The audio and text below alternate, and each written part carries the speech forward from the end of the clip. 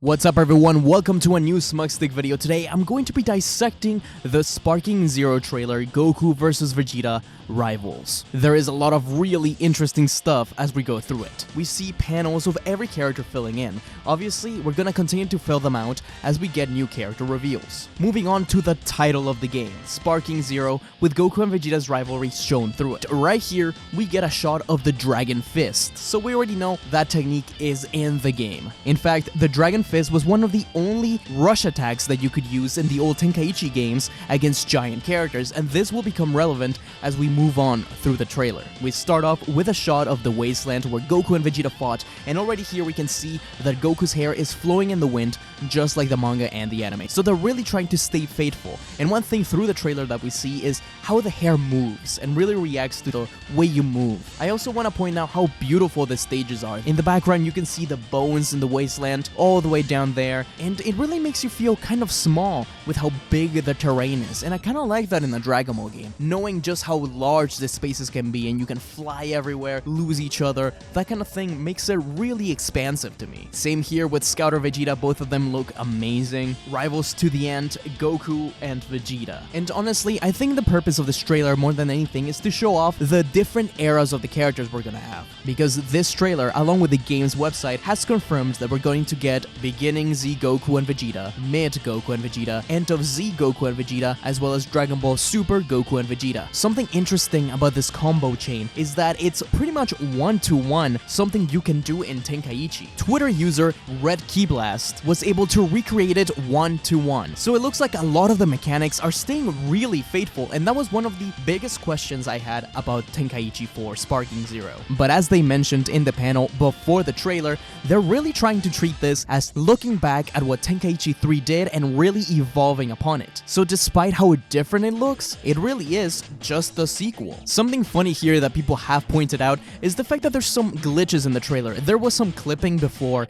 and some of the other trailers as well, but this is really funny. Goku just loses his hair as he's getting comboed. There's a couple of times where something like this happens, and it makes me really think that this is actually an older build of the game. Once again, we get some beautiful impact frames. I think they look amazing, but perhaps the biggest thing for me is the environmental destruction we can see. Being able to throw your opponent around, destroy buildings, rock formations. Later on, we even see a Big Bang attack following Goku, and it destroys things along the way. I think that kind of thing is amazing. With that being said, with the camera being so pulled back, and the environments being so huge, at least feeling so huge, we don't know how big they actually are, I think you may be actually able to lose your opponent. This could happen sometimes in the Tenkaichi games, but it wasn't as prominent as I think that could be happening here. Of course, we don't have any confirmation for this, but I only say this because one of the original intents of the Budokai Tenkaichi games, as I've been researching for a retrospective video, is that they really wanted you to be able to lose your opponent and hide and use your environment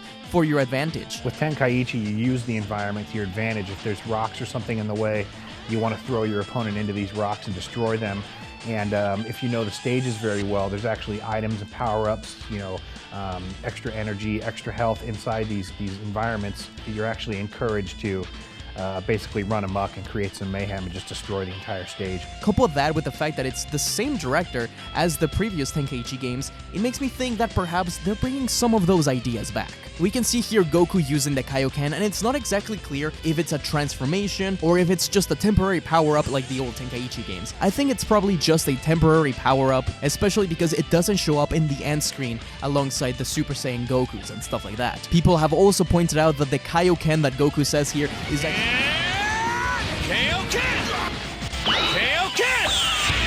is actually a reused voice line from the old Tenkaichi games. The Japanese trailer also has some reused voice lines as well. I wonder why they're doing that. The quick zoom in here behind Vegeta is obviously reverse dashing, which was a thing you could do in the old Tenkaichi games as well as the Raging Blast games. The effects here look amazing. I love the way the Kaioken just blitzes out energy like this. The charge attack with sparkles makes me think that once the sparkles appear, that's when you really want to release the attack, giving you the most damage you can get. For me, this is perhaps the biggest surprise from the trailer because I wasn't actually sure if Giants would be making it back. But we see that Vegeta does indeed burst first open and mix an artificial moon, transforming into Ozaru Vegeta. And the environmental destruction here is incredible, because this Vegeta is a lot bigger than the Ozaru we used to get in the old Tenkaichi games. Back then, all the giants were around the same size, and not exactly in scale to what they are in the series, but here they feel a lot more like that. In fact, in some of the trailer while Vegeta's Ozaru, you can barely even see Goku. In the previous trailer, one of the characters that was most talked about was Bergamo, because he was such a strange pick to put in the game, especially since he's not even in Xenoverse. I think they did that to show us that they're really gonna put in some weird characters that you may not necessarily expect. Maybe a character from every team in the Tournament of Power. But I think this also gives us an opportunity to talk about other giant characters, because Bergamo does have the ability to turn giant. Besides the Ozaru, I'm not exactly sure who all they would want to include, but I think the obvious choices right now are Cell Max and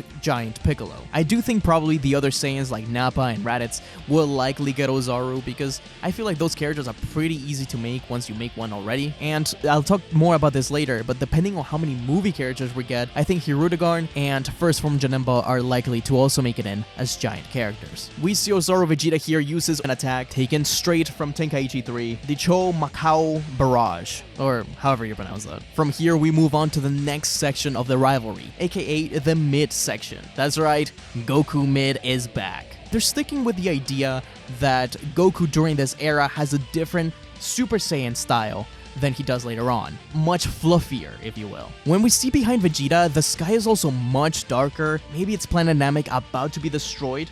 But another time we see stuff like this was in Raging Blast, when you would use high tension. So I wonder if there's a mechanic like this in here, if it isn't Planet Namek about to be destroyed. It was also revealed that there's going to be weather changes in Sparking Zero, in accordance to transformations and ki charging. I wonder if the rainy clouds on Namek are the result of this, but we don't know exactly what it depends on. Through this trailer, they continued to talk about the rivalry, such as Vegeta saying how he turned into a Super Saiyan and using the Big Bang attack. I also want to point out that he also used the Big Bang attack on Namek during the Metal Cooler movie. In fact, he tried to hit both Goku and Cooler with it, so it's quite appropriate that he's using it here. We also get a shot of Goku using one of my favorite moves in the series, which is Meteor Crash. That's the attack which he uses against Frieza on Namek. Vegeta then transforms once again, this time into Super Vegeta. And I forget exactly what this move is called, but it's the one he uses against Cell. With Super Vegeta specifically, we get to see a lot of nice hair movement. Though it doesn't look perfect all the time, specifically with Majin Vegeta later on, I think it starts to look a little strange. So I think the physics of the game are kind of battling with the hair sometimes. From here, we move forward to Goku and Vegeta End from Dragon Ball Z, turning into Super Saiyan 2s. And I gotta say, it's amazing to see Vegeta back in the Buu Saga outfit. It's one of my favorite outfits for him, and I love seeing him in it. This is also a different location. This looks to be a plains area. We get something that looks like either the start of a fight, where they clash and then move away from each other, or a proper clash where you'll have to mash buttons. Once again, more amazing recreations with Vegeta, as well as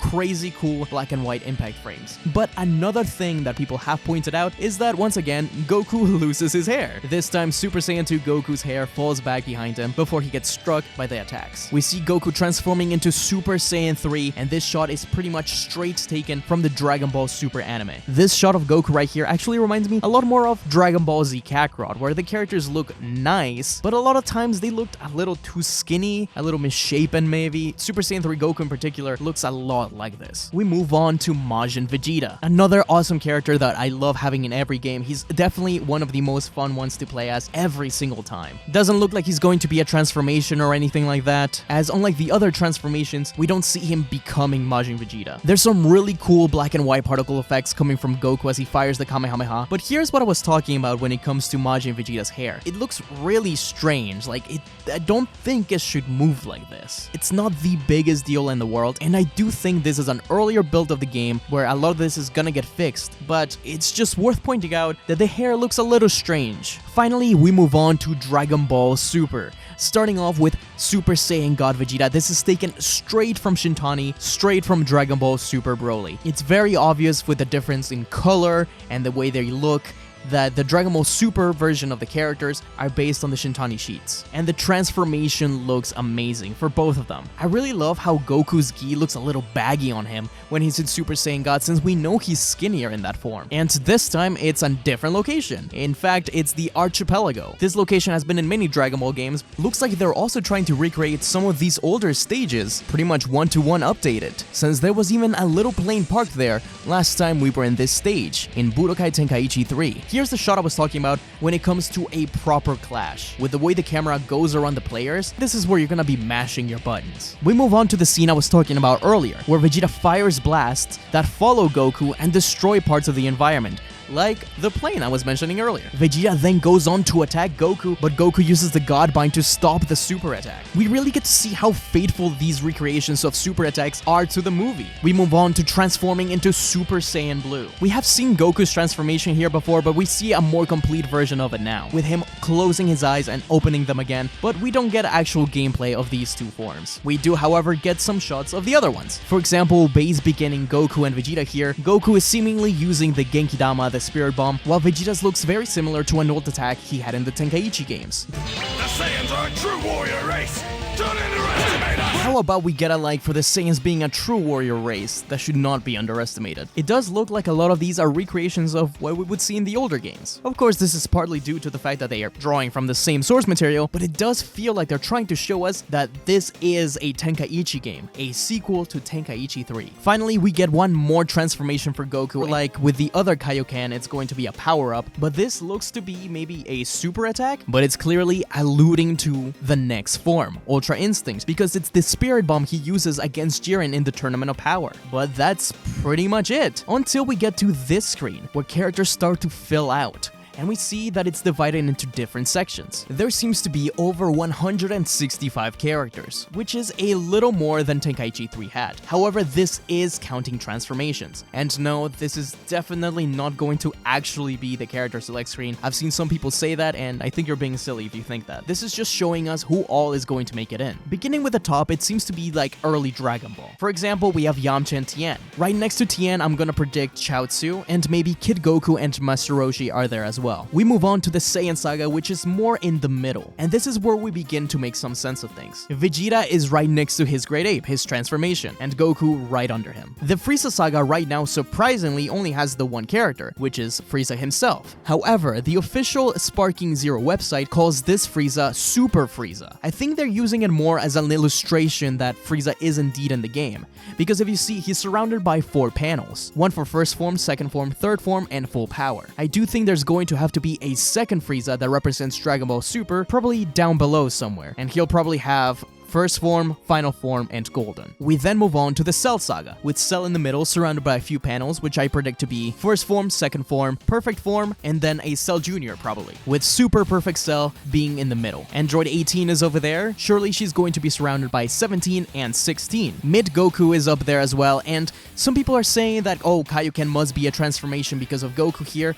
but the official website doesn't describe it as Kaioken Goku. It's just regular Goku, and I think he's just using the Kamehameha Kaioken. Right below him is Super Saiyan, with Vegeta being surrounded by Super Saiyan and Super Vegeta. Trunks is also there, and I'm sure we're also gonna get Sword Trunks, Super Saiyan, and Ultra Trunks. There's enough space here that, of course, Gohan's going to make it in with Base, Super Saiyan, and Super Saiyan 2. Though it's hard to predict with so much space in this section. The Majin Buu arc is on the bottom left, with Mr. Satan and Majin Buu being the first two that we saw. I'm sure Buu forms are gonna litter around this area as well, with NZ Goku being surrounded by Super Saiyan 3, Super Saiyan 2, and Super Saiyan 1, while NZ Vegeta has Base, Super Saiyan 2, and Majin Vegeta, so perhaps he is going to be one of his forms, though he isn't usually in the games, so I wouldn't count on it. There's 2 spaces right next to Goku and Vegeta, which obviously I think are going to be Vegito and Gogeta. Likewise, when we move on to Dragon Ball Super,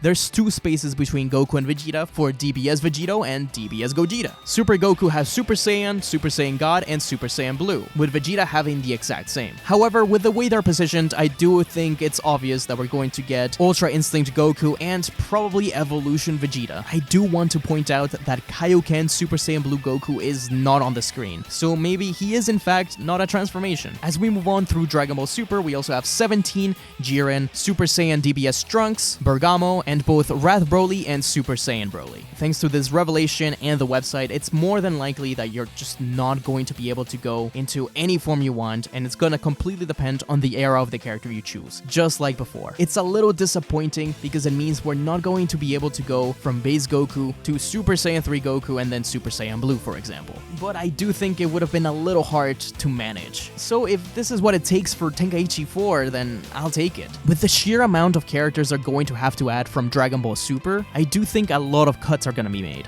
People like Tambourine, Chi-Chi, maybe even like Majub and stuff like that, they're likely going to be cut and probably added later on as DLC. Notice that we haven't seen any GT characters just yet, nor Dragon Ball, nor the movies. I do think some movie characters are guaranteed to make it in, such as Z Broly, Cooler, and Janemba. I think those are the most likely ones. But every other one I think is going to have to be reserved for DLC. As far as Dragon Ball characters, I did predict Goku, and I do think we're at least going to get him. Though I wouldn't be surprised if King Piccolo was in too. As far as GT characters go, I think it's very ballsy that they started the first trailer with Super Saiyan 4 Goku. I think more than likely, Super Saiyan 4 Goku and Super Saiyan 4 Vegeta, as well as Super Saiyan 4 Gogeta, are going to be in the base game. But everyone else is kind of up in the air. I think the villains have a little bit of a higher chance though. With Dragon Ball Daima being just around the corner and announced for fall 2024, my predictions for that being Goku Vegeta, Shin, and maybe one of the villains. We also haven't seen any Gohan in any of the trailers, so I think it's pretty obvious that they're saving him for something big, especially because now he has Beast. I do think we're going to have to divide Gohan though. Obviously, there's going to be Kid Gohan, Teen Gohan, and Buu Saga Gohan. I think now, with the way Ultimate works, we may be able to go from base Buu Saga Gohan to Ultimate, which we weren't able to do in other games since Ultimate Gohan was always a separate character. But I do think we're going to need another DBS Gohan, one that will go from base, Super Saiyan Ultimate, and then Beast. And of course, the Great Saiyaman and future Gohan, but that's a different story. Because of this, I also think we're going to get a DBS Piccolo for Orange and Potential Unleashed. I do, however, think the dream of the Dragon Ball Super manga characters is pretty much dead. I wasn't really banking on it, since they haven't been on anything, but perhaps one day, many years from now, they'll be in a Dragon Ball game. Either way, guys, I hope you enjoyed this trailer breakdown. I had a lot of fun analyzing the trailer, and I'd love for you guys to let me know down in the comments below what your most anticipated game mode, mechanic, or character is going to be. I didn't get to talk about the story mode just yet because we haven't heard anything about it, but I do hope we get a robust story mode. Maybe something similar to Tenkaichi 2. Though now that I'm thinking about it, we've never had a game that covers Dragon Ball Super proper, since in Xenoverse you just change stuff yourself. So this would be the perfect time to cover DBS. Also, a quick update on the channel.